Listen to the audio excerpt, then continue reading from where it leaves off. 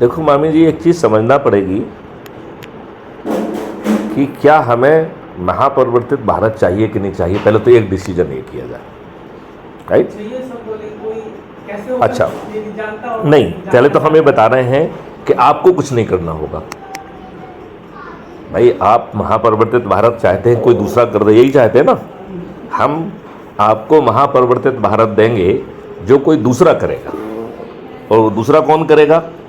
माननीय नरेंद्र मोदी जी करेंगे, और मैथिली शरण गुरुत्व ने बेबस कर देंगे। चलो, मैथिली गुरुत्व को तो नहीं जानते आप, मोदी जी को तो जानते हैं। बेचारे मोदी जी ने 400 पार का नारा लगाया था। आपको मालूम है उन्होंने 400 पार का नारा कैसे लगाया? क्योंकि उसके पहले हमने उनको 500 पार का नारा दिया था 8 महीने पहले से, और हम ये कह रहे थे कि आप हमारी बात मान लीजिए तो आप 500 पार हो जाएंगे। मोदी जी ने 400 पार का नारा दिया और 240 पे सिमट गए। यदि माननीय नरेंद्र मोदी जी आज ये मान लें कि जो हम 21 महालक्ष्य कह रहे हैं और 5 फंडामेंटल राइट कह रहे हैं, जिसके तहत आपको अपनी बात कहने के लिए थाना नहीं जाना होगा, बिना थाने जाए आपकी एफआईआर दर्ज हो जाएगी, और एफआईआर केवल संज्ञेय अपराधों में नहीं, असंज्ञेय और सिविल ऑफेंसेस में भी हो जाएगी, और उसमें पुलिस की ज़रूरत नहीं होगी। और जो इस एफआईआर को दर्ज करेगा उसे भी पैसा मिलेगा, जो रिपोर्ट करेगा उसे पैसा मिलेगा, जो गवाही देगा उसे पैसा मिलेगा। यदि आपने झूठी रिपोर्ट या झूठी गवाही दे दी तो आप जेल में सड़ जाएंगे। आज की पुलिस, उसके दिमाग में जो एविडेंस आते ही नहीं है, वो एविडेंस अधिकतम 15 दिन में, अधिकतम, कुछ में तो 24 घंटे में ही कलेक्ट हो जाएंगे, अधिकतम 15 दिन में कलेक्ट हो जाएंगे। वो एविडेंस भी जो आज की पुलिस के दिमाग में ही नहीं आ सकते, वो एविडेंस, या जो एविडेंस कहीं कैप्चर ही नहीं हो रहे हैं, वो बिना भारत सरकार का एक पैसा खर्च किए हुए, ना पब्लिक को दिक्कत देते हुए, बल्कि पब्लिक पे धन की वर्षा करते हुए बताते हैं। अभी बताते हैं। अभी तो पहले ये समझो, देखिए अभी हमारा मुख्य कहने का मतलब केवल इतना ही है कि अच्छा भारत चाहिए। फिर हम आपसे कह रहे हैं कि हम आपको कष्ट नहीं देंगे। तो यदि आपको कष्ट नहीं हो रहा है तो आपको अच्छा भारत चाहिए, हर किसी को चाहिए होना चाहिए। जब कष्ट नहीं दे रहे तो फिर क्या दिक्कत है, राइट? फिर हम आपको एक और एश्योरेंस दे रहे हैं। हमें मालूम है कि आप जाति में बटे हुए हैं, आप संप्रदाय में बटे हुए हैं, आप संकुचित धर्म के दायरे में बटे हुए हैं और लोगों को मूर्ख बना रहे हैं। आपने संकीर्ण राजनीतिक जो है ना वो कर दिया है, और चाहे वो नेता जाति का हो, चाहे संप्रदाय का हो, चाहे धर्म का हो, चाहे राजनीति का हो, मैं तो एक आगे भी जाऊंगा, जो नेता ये छोटे छोटे संगठनों के बन गए हैं, व्यापारियों के नेता, पंडितों के नेता, किसानों के नेता, ये सब नेता दुष्ट हैं। ये सब अपने लाभ के लिए और अपने महिमा मंडन के लिए जी रहे हैं। आपको ये अच्छा भारत नहीं देंगे, ये बात आप मानते हैं कि नहीं मानते? ना आपको राजनेता अच्छा भारत देने वाले हैं, ना आपको जाति के नेता देने वाले हैं, ना धर्म के नेता देने वाले हैं, ना आपको ये जो छोटे छोटे संगठन बन गए हैं छोटे छोटे लाभों के लिए, चाहे वो व्यापारियों का संगठन हो, चाहे किसानों का संगठन हो, चाहे ब्राह्मणों का संगठन हो, चाहे ठाकुरों का संगठन हो, कोई भी संगठन है, इनके नेता भी मूर्ख बना के अपने लिए फायदे के लिए जी रहे हैं। इस बात को आप मानते हैं क्या? मानते हैं? ओके। अब हम आपसे आगे की बात कहें कि आपको ये महापरिवर्तित भारत विथ 5 फंडामेंटल राइट, जिसमें रोजगार का फंडामेंटल राइट होगा, जिसमें हेल्थ का फंडामेंटल राइट होगा, फंडामेंटल राइट, जिसमें भोजन का फंडामेंटल राइट होगा। अकेला भोजन, यहाँ अन्न से मतलब नहीं है, यहाँ फल भी हैं, दूध भी है, दही भी है, घी भी है, शहद भी है, और जीवन वर्धक औषधियाँ भी हैं। हमने उसको भोजन का हिस्सा माना है, राइट? फिर आपको फंडामेंटल राइट, मौलिक अधिकार शिक्षा का, और फिर मौलिक अधिकार इन सबको मिला दें तो ये समृद्धि का अधिकार है, बेसिकली प्रॉस्पेरिटी। तो फंडामेंटल राइट टू प्रॉस्पेरिटी, और फिर जो है एक और फंडामेंटल राइट है, that is the fundamental right to privacy.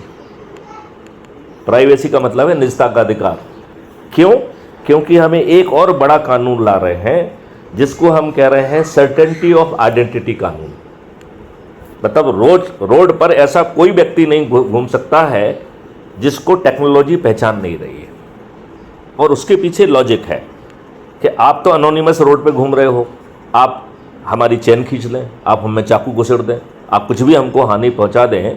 तो जब हम आपको फंडामेंटल राइट टू प्राइवेसी दे रहे हैं, इसका मतलब आपका जो भी डाटा कलेक्ट होगा वो जो है सुरक्षित होगा और एक अथॉरिटी के अधीन होगा। और यदि वो अथॉरिटी भी अपने लाभ के लिए या किसी तरीके के लिए लीक करती है तो वो एक लीकेज में 7 साल के लिए जेल चली जाएगी। और वो सिस्टम में ये क्षमता है कि वो अपनी अथॉरिटी के खिलाफ खुद FIR कर देगा, तो उसको किसी की ज़रूरत नहीं है, उसको जो ना विसल ब्लोअर की ज़रूरत नहीं है। तो बिना किसी विसल ब्लोअर के, लेकिन right to certainty of identity जरूर रहेगा, क्योंकि कोई भी अनोनिमस व्यक्ति मॉब बन जाए, हमारे ऊपर हमारे घरों पे पथराव करे। आज बांग्लादेश में हो रहा है, इसके पहले मोपला में हुआ है 1921 में, उसके बाद जो है ना 1946 में, वैसे तो बीच बीच में बहुत सारी जगह हुआ है, लेकिन डायरेक्ट एक्शन डे में हुआ है, 1947 में हुआ है, 1990 में कश्मीर में हुआ है। तो हम में से जो लोग धन कमाने में अकेले लगे हुए हैं, किसके सहारे हैं? वो पुलिस के, सेना के। मैं मामी जी आपसे एक बात पूछता हूँ, आप मुझे बताइए, आपातकाल को बुरा मानती हैं कि नहीं मानती हैं? आपातकाल के दौरान अत्याचार हुए ये भी मानती हैं? इंदिरा गांधी के टाइम का ऐसे तो मतलब हमको लगा कि पॉलिटिकल लोग हैं, उन लोगों पे ही हुआ है। नहीं, काफ़ी हुआ है। आपको जबरदस्ती करके जो है ना नसबंदी कर दी, बहुत अत्याचार हुए। आप ठीक कह रहे हैं कि ज़्यादा जो है उन लोगों से हुआ जिनको सत्ता का जो है ना वो कर सकते थे, उनके ऊपर ज़्यादा हुआ है, लेकिन हुआ सभी के लिए हुआ। और कई लोग तो ये कहते थे कि इमरजेंसी ने ये बता दिया कि चीज़ें समय से भी हो सकती हैं, एडमिनिस्ट्रेशन अपना काम ठीक ढंग से कर रहा था। लेकिन हम अभी थोड़ी देर के लिए नेगेटिव बात की बात कर लें, क्योंकि अभी हमारे माननीय नरेंद्र मोदी जी पार्लियामेंट में जोर जोर से आपातकाल में गड़बड़ी हुई है। मैं दूसरी चीज़ पूछता हूँ, क्या माननीय स्वर्गीय श्रीमती इंदिरा गांधी जी आपके ऊपर अत्याचार करने के लिए आपके घर आई थी क्या? तो जो कुछ भी रोड पे हुआ वो किसने किया? सिस्टम में बैठे लोगों ने। तो सिस्टम में बैठे लोग कानून का पालन करें, कानून को अपना हाथ में ना लें, इसके लिए हमने क्या व्यवस्था की? आज आप थाने में जाते, आपकी सुनवाई नहीं होती है, अपोनेंट को जो है बुला लिया जाता है, दोनों से पैसे ले लिए जाते हैं, कई बार काउंटर केस रजिस्टर कर लिया जाता है, कई बार जो है ना सुलहनामा करा दिया जाता है। क्या व्यवस्था में बैठी हुई पुलिस आज के घटिया कानूनों के तहत जो उसकी विधिक जिम्मेवारी है उसका पालन कर रही है क्या?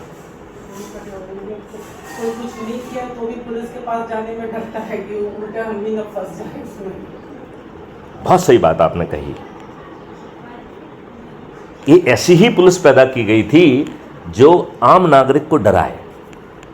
ये पुलिस इसलिए पैदा की गई थी जिससे हर भारतीय को एक हीन भावना पैदा की जाए, हर भारतीय को चलते बिलते बिना कारण के अपमानित किया जाए, उसको उत्पीड़ित किया जाए, उसको शोषित किया जाए और प्रक्रिया में उलझाकर उसे न्याय से वंचित किया जाए। तो जो बहुत अच्छा सोचने वाले लोग हैं वो भी उसमें फंसे रहें, अंग्रेजी साम्राज्य के अगेंस्ट खड़े ना हो पाए, ये उसकी मंशा थी। और उसमें पैसा कम खर्च हो तो उसने संज्ञेय असंज्ञेय और सिविल ऑफेंस में उसे बांट दिया। आज एक गरीब आदमी वो कोर्ट कचहरी में अपने पैसे से वकील रख के क्यों घूमे? क्या सॉवरेन सरकार, हमारे द्वारा चुनी हुई सरकार की जिम्मेवारी नहीं है कि हर व्यक्ति को न्याय मिले, चाहे वो संज्ञेय अपराध हो, चाहे असंज्ञेय हो, चाहे सिविल ऑफेंस हो? तो फिर घूम के आते हैं कि जो गड़बड़ियां की हैं, क्या हमने कानून में वो संशोधन किए हैं जिससे आने वाली पुलिस गड़बड़ ना करे? अभी जो है ना कोलकाता में एक युवा डॉक्टर के साथ रेप हुआ और बहुत बीभत्स तरीके से हुआ, और वो गैंग रेप है। व्यवस्थाओं में बैठे लोग उनको बचाए हैं, उसका ट्रांसफ़र भी कर दिया गया। उसने एफआईआर जो है वो बहुत लेट हुई। मतलब रात को जो है अननेचुरल डेथ का केस भी रात को 11:30 बजे रजिस्टर हुआ, जबकि रोजनामचे में रिपोर्ट सुबह 9 बजे डल गई थी। इसका मतलब है पुलिस ने भी जो है ना उसको जो है ना केस रजिस्टर करने में 12 घंटे लगाए। जो पोस्टमार्टम है उसमें कहा गया है कि इतना स्पर्म निकला है कि एक व्यक्ति के लिए संभव ही नहीं है। क्या हम अंदर से स्पर्म को आइसोलेट करके हम टेक्निकली कितने लोग हैं ये भी मालूम कर सकते हैं।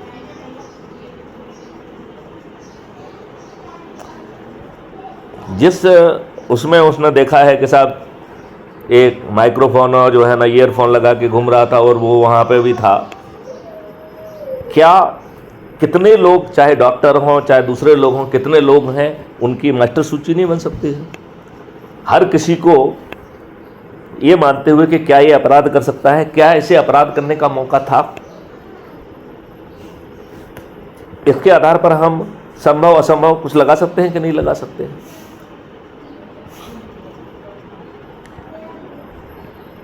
आपको खून देने में, यूरिन का टेस्ट देने में, अपना पॉलीग्राफ देने में सहमति की जरूरत क्यों होना चाहिए? ये घटिया कानून कौन सा है? पोलोग्राफी मैंडेटरी जो है ना, ये पोलोग्राफ बनाना मैंडेटरी होना चाहिए, जिससे कि आप झूठ बोल रहे हैं मालूम पड़ सके। मैंडेटरी। और आप झूठ बोल रहे हैं तो झूठ गवाही देने के लिए जेल में भी सड़ने के लिए व्यवस्था होना चाहिए। अकेला जो है ना ये जानने के लिए कि आप झूठ बोल रहे हैं कि नहीं बोल रहे हैं। यदि आप झूठ बोल रहे हैं तो जेल में सड़ेंगे। तभी जो हमने पहले कहा था कि झूठी रिपोर्ट करने वाले और झूठी गवाही देने वाले जेल में सड़ेंगे, वो भी सुनिश्चित करना है।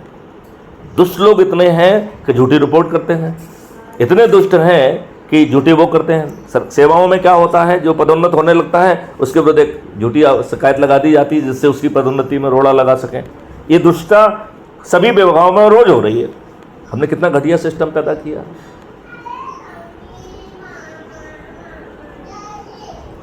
किसी की कोई अकाउंटेबिलिटी नहीं है। हम कितने घटिया लोग हैं कि हमारी प्रशासनिक सेवा जो है क्या कहती है, हमारी प्रशासनिक सेवा क्या कहती है कि हमने कितना बजट खर्च किया, हमने बजट अच्छे ढंग से खर्च नहीं किया, इसकी अकाउंटेबिलिटी नहीं है। हम कितने दुष्ट लोग हैं, हम तो ये कह रहे हैं।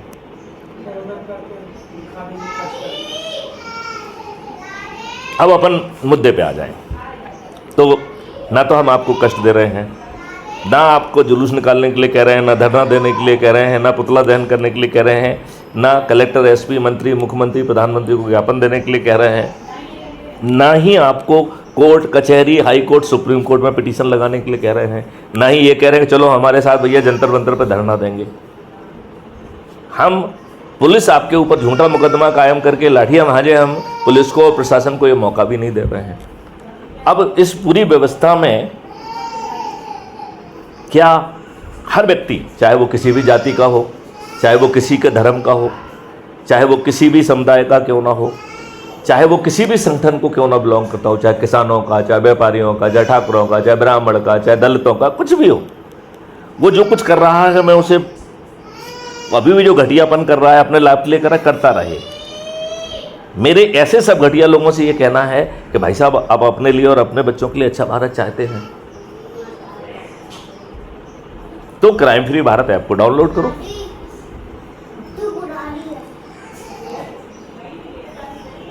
तो आप क्राइम फ्री भारत ऐप को डाउनलोड करो। क्राइम फ्री भारत ऐप को डाउनलोड करने का बहुत आसान उपाय दिया गया है। हमारे हर मैसेज में वो लिंक रहती है जिससे अपन डाउनलोड कर सकते हैं। आप यदि YouTube चैनल पे जाएं तो क्राइम फ्री भारत लिखेंगी तो हमारी चैनल खुल जाएगी जिसमें 5900 से भी अधिक वीडियो हैं और आप बड़ी आसानी से किसी भी वीडियो को खोलेंगे तो टाइटल के नीचे एक डिस्क्रिप्शन बॉक्स होता है, उसमें लिंक दी गई है। हमारे सिग्नेचर के नाम के पहले वो दी गई है तो उससे क्लिक कर सकते हैं। तीसरा जो है क्राइम फ्री भारत फेसबुक पे है, इंस्टाग्राम पे है, लिंक्डइन पे है और इसका अपना पोर्टल भी है। नहीं, वही ऐप है, वो crime free Bharat mission app है कुटुंब ऐप ने तो सिर्फ एम्पावर किया है। God bless you.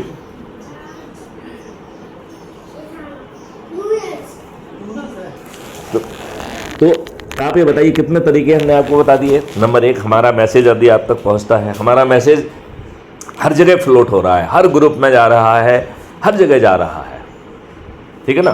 तो आप ग्रुप से मिल जाएगा, आपको फेसबुक पे है, इंस्टाग्राम पे है, लिंक्डइन पे है, वहाँ से आपको मिल जाएगा और उस मैसेज में वो लिंक दी गई है। दूसरा, क्राइम फ्री भारत यूट्यूब पे टाइप करो, उसको सब्सक्राइब करके किसी भी डिस्क्रिप्शन बॉक्स में जाइए, किसी भी वीडियो के उसमें भी दिया गया, हाँ उसमें भी दे दिया, ठीक है ना। नंबर 2 हो गया। नंबर 3, आप जो है क्रोम में जो गूगल है उसमें crime free Bharat web portal लिखो तो हमारा वेब पोर्टल खुल जाएगा। उसमें 50 जगह लिखा है कि join crime free Bharat app. तो क्राइम फ्री भारत को ज्वाइन करने की किसी लिंक पे भी आप क्लिक करेंगे, वो आपको ऐप को अपने आप डाउनलोड कर देगा। तो आसान है। अब आप जो है तो अपना फ़ोटो डालना है, अपने बारे में 2 लाइन लिखना है और जहाँ रह रहे हैं उसका एरिया पिन कोड डाल के सबमिट करेंगे तो क्राइम फ्री भारत ऐप आपका आइडेंटिटी कार्ड जारी कर देता है। और वो ऐप इतना शानदार है कि उसे ऐप में बिना मेहनत के ही आप अपने लोगों को भेज सकते हो। तो उसकी प्रोफाइल में जाइए, क्लिक करिए, उसे प्रोफाइल में भेज के क्लिक कर दीजिए, ठीक है ना।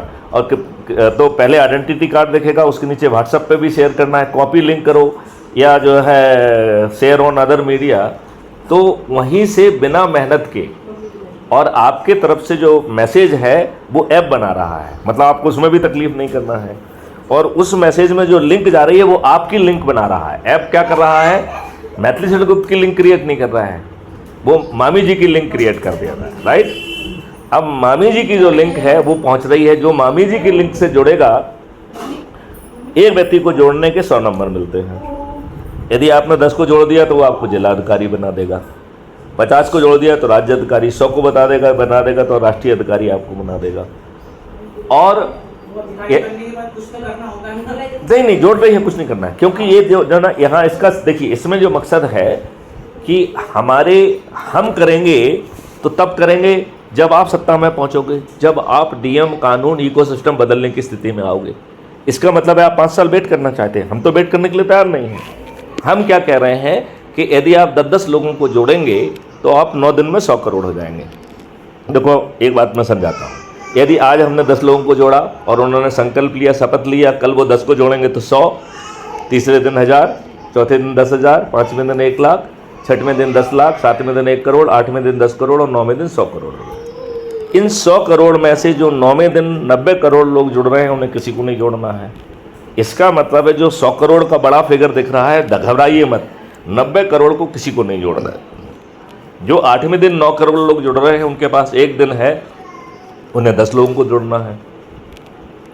जो 7वें दिन 90 लाख लोग जुड़ रहे हैं उनके पास 2 दिन है, 8 और 9, तो 90 लाख लोगों को 20 लोगों को जोड़ना है, 9 लाख लोगों को 30 को जोड़ना है, 90,000 लोगों को 40 को जोड़ना है, 9,000 लोगों को 50 को जोड़ना है, 900 लोगों को 60 को जोड़ना है, 90 लोगों को 70 को जोड़ना है और केवल 9 लोगों को 80 लोगों को जोड़ना है और केवल एक व्यक्ति जिसका नाम मैथिली शरण गुप्त है उसे 90 जोड़ना है। हमें भी ज़्यादा को नहीं जोड़ना है, कितने को जोड़ना है, केवल 90 को जोड़ना है। और ये जोड़ने की कार्रवाई मैथिली शरण गुप्त को नहीं करना है, ये जो व्यक्ति भी जुड़ रहा है उसे संकल्प लेना है, शपथ लेना है, खुद के लिए करना है। अब बताएं कि आप कैसे समझाएंगे। एक समस्या आ गई ना कि साहब हमें जोड़ना है, हमें तो पूरी कोई बात मालूम नहीं है। तो उसके लिए व्यवस्था की गई है कि जो हमारे ऑलरेडी वीडियो आपको सबसे ज़्यादा प्रभावी लग रहा है उस वीडियो को आप शेयर करिए, साथ में बैठ के देखिए, संभव हो तो लोगों को चाय पे बुला लीजिए। फिर जो है उनके जवाब जो है, यदि वो प्रश्न पूछेंगे तो जवाब कौन देगा, तो जवाब आपको नहीं देना, जवाब भी मैथिली शरण गुप्त दे रहे हैं तो आप उनको वीडियो कॉन्फ्रेंस से जोड़ दो, मैथिली शरण गुप्त जो है ना उनका जवाब दे देंगे। एक बार उन्हें जवाब मिलकर संतुष्ट हो गए तो उन्हें संकल्प लेना है, शपथ लेना है, 9 दिन में 100 करोड़ हो जाएंगे, जो मैंने समझाया है। अब ये 100 करोड़ लोग छत पर चढ़कर माननीय नरेंद्र मोदी जी से कहेंगे तो 240 सीटों पर सिमटे हुए माननीय नरेंद्र मोदी, जिन्हें आज छोटी छोटी पार्टियां ब्लैकमेल कर रही हैं, वो अपने लाभ के लिए इन 21 लक्ष्य और 5 फंडामेंटल राइट के लिए टास्क फोर्स बना देंगे कि नहीं बना देंगे, जिनका मार्गदर्शन मैथिली शरण गुप्त करेंगे। तो भारत के बेस्ट ब्रेन जो है ना उस टास्क फोर्स में आ जाएंगे। मैथिली शरण गुप्त ने ऑलरेडी मॉडल बनाए हुए हैं, तो वो 5 साल के अंदर जो है ना जमीन पर उतर जाएंगे। भारत सरकार के पास 20 गुना ज़्यादा पैसा पहुंच जाएगा, तो भारत सरकार को टैक्स नहीं लेना होगा। हर भारतीय के 2 अकाउंट होंगे, एक अर्निंग अकाउंट और दूसरा कॉस्ट सेटलिंग डेबिट अकाउंट। तो जब पैसा नहीं होगा तो आपको बैंक से या किसी साहूकार से पैसा नहीं लेना होगा, आपको अपने ही डेबिट अकाउंट से मिल जाएगा। आपके अर्निंग अकाउंट में पैसा आएगा तो अपने आप पट जाएगा। अब अज्यूम करिए कि आपके अर्निंग अकाउंट में पैसा नहीं आ रहा है, तो सिस्टम आपके पास जाएगा और आप में सामर्थ्य पैदा करेगा, आपको ट्रेनिंग देगा, टूल देगा, सब कुछ देगा और आपको राष्ट्रीय निर्माण के काम में लगा देगा। तो आपको कहीं जॉब मांगने भी नहीं जाना पड़ेगा।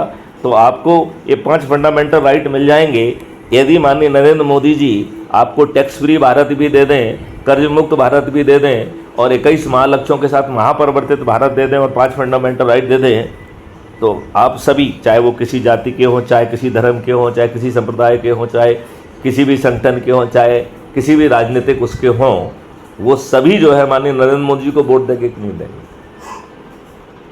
माननीय नरेंद्र मोदी जी 240 सीट पे जो सिमटे हुए हैं वो 500 पार कर जाएंगे कि नहीं कर जाएंगे। मैं तो कह रहा हूँ 543 पे पहुँच जाएंगे, एक भी व्यक्ति बाहर का नहीं आएगा। अब सवाल उठता है कि माननीय नरेंद्र मोदी जी आपकी बात नहीं सुनते तो क्या करेंगे आप, ये तो जानना चाहिए ना। अब माननीय नरेंद्र मोदी जी यदि आपकी बात नहीं सुनते हैं तो बड़ा सारा उसका भी उपाय हमने रखा हुआ है। मतलब देखिए, आपको बिना खर्च के, बिना तकलीफ के, यदि नरेंद्र मोदी जी नहीं भी मान रहे हैं तो भी हमने उपाय रखा हुआ है। फिर क्या है, जो लोग 9 दिन में सबसे अधिक लोगों को जोड़कर 100 करोड़ तक पहुंचाने में मदद करेंगे, ऐसे 543 जांबाज जो सबसे अधिक लोगों को जोड़ेंगे उनकी मेरिट लिस्ट बनेगी। तो उस मेरिट लिस्ट में आना आपके हाथ में है। जो ज़्यादा मेहनत करेगा, ज़्यादा लोगों को जोड़ेगा, वो मेरिट लिस्ट में आ जाएगा कि नहीं आ जाएगा। उसके पास खुद जो है सांसद का टिकट पहुंच जाएगा और हम छत पर चढ़कर अपने लाभ के लिए, 21 लक्ष्यों के लिए, 5 फंडामेंटल राइट के लिए, अपने जाति, धर्म, संप्रदाय और राजनीतिक संकीर्ण विचारधारा से उठकर अपने लाभ के लिए हम संकल्प लेंगे, शपथ लेंगे कि जो ये चंद्रगुप्त है इसे हम विजयी बनाएंगे। तो उस चंद्रगुप्त को ना तो टिकट के लिए पैसे लगे, ना उसे किसी के दरवाजे में वोट मांगने जाना है, फिर भी वो जीत जाएगा कि नहीं जीत जाएगा, तो जीत जाएगा। तो ऐसे 543 लोग हमारे चंद्रगुप्त पार्लियामेंट में पहुंच गए। किसी भी राजनीतिक पार्टी का एक भी व्यक्ति नहीं जीतेगा। जीतेगा क्या? एक भी व्यक्ति नहीं जीतेगा। इस फिलॉसफी में, क्योंकि हम जाति के भी ऊपर उठ गए, धर्म के ऊपर उठ गए, संप्रदाय के ऊपर उठ गए, राजनीतिक उसके ऊपर उठ गए, एक महालक्ष्य के लिए हम सब लोग संगठित हो गए। तो ना तो जो ना माननीय नरेंद्र मोदी जीतेंगे, ना भाजपा जीतेगी, ना आरएसएस जीतेगी, ना कोई कांग्रेस जीतेगी, ना सपा, ना बासपा। कौन जीतेगा?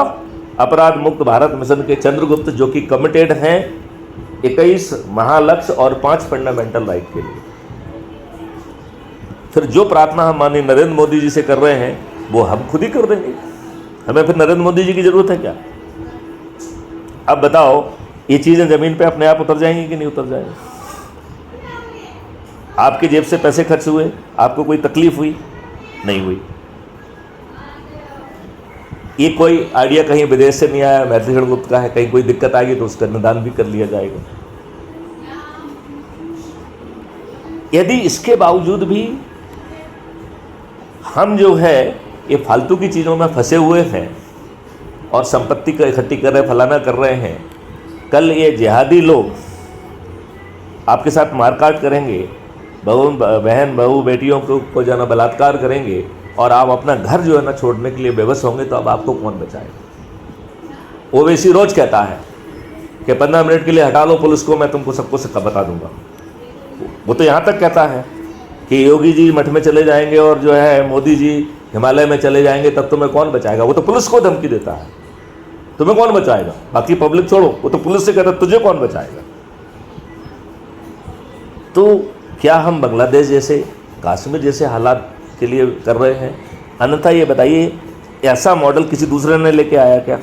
कोई राजनेता ने ऐसी बातें कर रहा है जो मैथिली शरण गुप्त कर रहे हैं?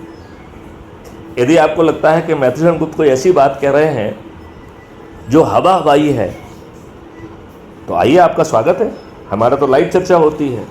हम जो है 5 चैनल हैं हमारी जिन पे हम रिले करते हैं, 3 यूट्यूब पे, फेसबुक पे, तो उन सब पे लाइव रिले होगा।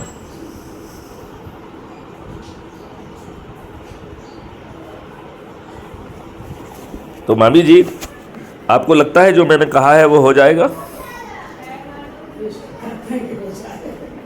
नहीं, विष से कुछ नहीं है इसमें। क्या हम अपने हिस्से की जवाबदेही पूरी कर रहे हैं, और वो बड़ी सिंपल है। अपने से जुड़े लोगों को चाय पे, भोजन पे आमंत्रित करो। क्राइम फ्री भारत के वीडियो